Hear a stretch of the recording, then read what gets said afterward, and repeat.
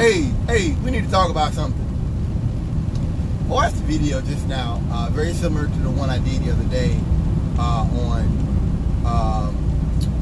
Trump and the unions in Pittsburgh, how the workers were forced to attend Trump's rally. And we gotta go into this. So they were talking about George Acosta and how he helped out Epstein. And how he did, the guy should have done prison. He wound up getting like probation and just, it's really a joke what he did. And it further shows you what I taught you guys about the good old boy system. How black people do stuff, you go to prison. White folks do stuff, oh no. You know, no. You know, I think that's what the whole Epstein case really shows you at the end of the day, if you want to really be honest, is whether it be the Epstein case, whether it be these white people that put their kids through college, it really just shows you that for rich white people, it's a different system. In every way it's a different system. It isn't the same system that we're under. And that's what I hate to say. I kind of love about these things, because it reminds us, and it reminds me of where I stand. And that education, and they say, oh, education, that's not going to fix what's going on in America. That's not going to fix it, man. You going and getting it. It's not. That's good, great. Pursue your dreams. I'm all for, I think education is paramount, and I'm all for educating our people. But if you think that's going to be what brings us out of what we're under, you're a fool. You're a fool. It's about power and privilege. That's what the Trump thing has shown. That's what Trump being in office has shown us, is that capitalism really, unless you're already rich, it doesn't work. Trickle down is a fraud, and it's always been. And I think, to me, that's what Trump shows you almost every day more than anything. It's just a fraud of capitalism. And I'm talking about working class people one day getting up. No, man. That not in this system, and not the way it's designed. No. Not gonna work. It's like the Tooth Fairy and Santa Claus and Easter Bunny. You're fooling yourself, man. It's just imaginary, fairy tale stuff. People will say this: why did Epstein get probation, a sweetheart deal, got to keep working, when Cosby's got prison time? Why is that? Cosby wasn't chaining anybody up. Cosby was, and I still say the same thing. I'm a grown man. What the hell are you, a 16-year-old, whatever, doing, coming back to my apartment 2 o'clock, 3 o'clock in the morning, and you know I've been drinking? We're not coming back to my room to read bedtime stories. You know what I mean? This ain't like, if I'm out somewhere and I run into Scott, or I run into a long lost friend, and we talking about it, I'm all right, man, come out to our room. This is not that. This is not that. This is, we've been drinking. You know what I mean? Well, what do you think's gonna happen? Epstein was chaining these women up, had them chained up under his house and stuff, and he got a sweetheart deal. You know what I mean? Like I told Bob, this is why I love Trump going on Twitter. And this is why sometimes I think to myself that Trump really, he in his person represents white supremacy. And everybody around him does too. And he represents how, as a black person, you ain't shit. It doesn't matter how much money you have. Doesn't matter how many college degrees you have. You ain't nothing but a nigga to him.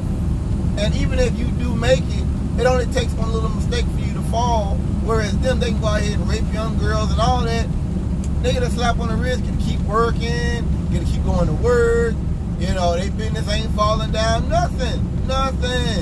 You go out here, you can jaywalking or something, you going to jail. We're going to lock your fucking ass up. Oh yeah, you're going to jail. We law and order. Oh yeah. That's what Trump identifies for me. I've come to really appreciate that, because Trump shows you better than I could ever. There's no words I could use. You know, when he comes out and talks about don't be so gentle with the thugs and stuff like that.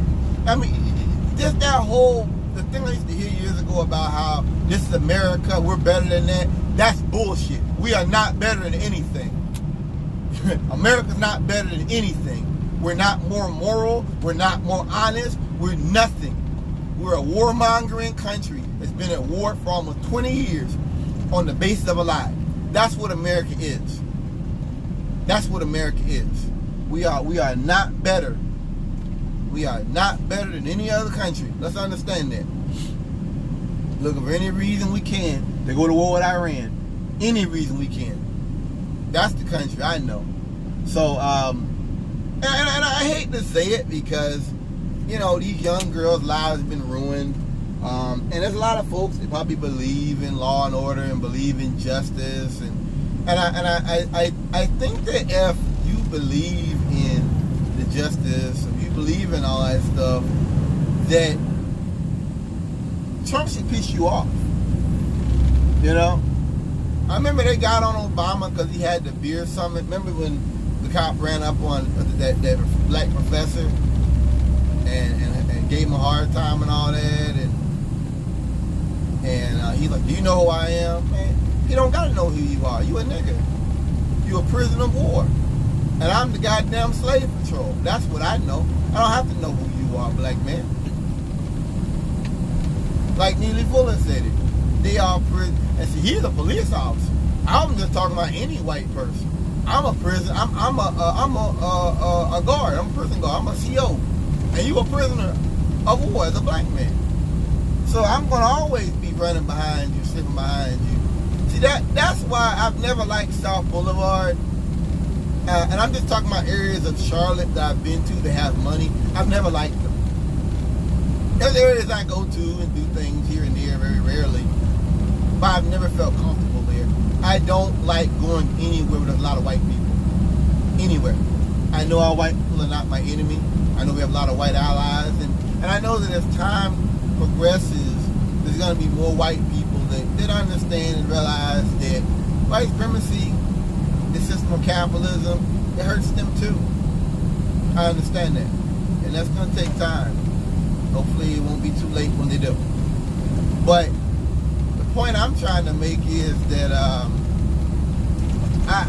I don't like being around them. You know, I think it's dangerous. I said it before.